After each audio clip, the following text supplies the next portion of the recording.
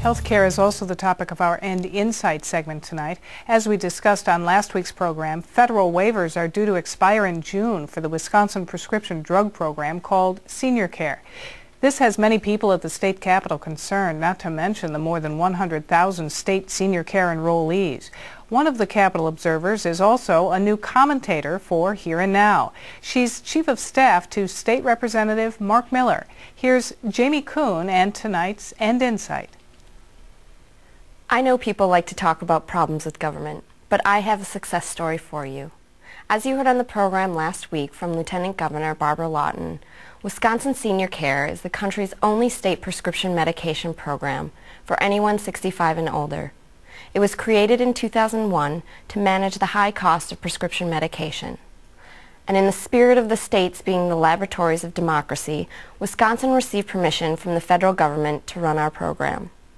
It's a simple program and a simple application process. Literally, you fill out a one-page form to enroll. But apparently, the federal government doesn't see it that way. After more than 5 years of success serving over 108,000 Wisconsinites, the waiver for senior care expires this June.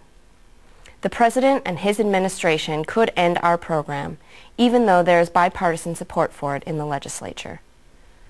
If the waiver ends, participants will have to transfer to the federal program. What's the problem, you ask, with the federal way, besides just a lot for Wisconsin residents to swallow? A recent study by the Kaiser Foundation and Harvard School of Public Health found enrollees, pharmacists, and doctors overwhelmingly agree the federal program is too complicated. The complexity of the federal program is so frustrating, you may need to take a pill just to maneuver the enrollment process. Wisconsinites know our program is better. It's easier and it saves Wisconsin seniors and the federal government money. All residents and elected leaders should be fighting until the bitter end to save senior care, our success story. My father always told me quitting is not an option, and as he approaches 65, I'm going to be doing whatever I can to save senior care. Are you?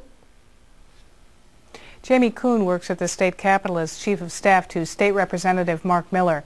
Remember, the opinions of our End Insight commentators are theirs and not necessarily those of Here and Now. Before we close tonight,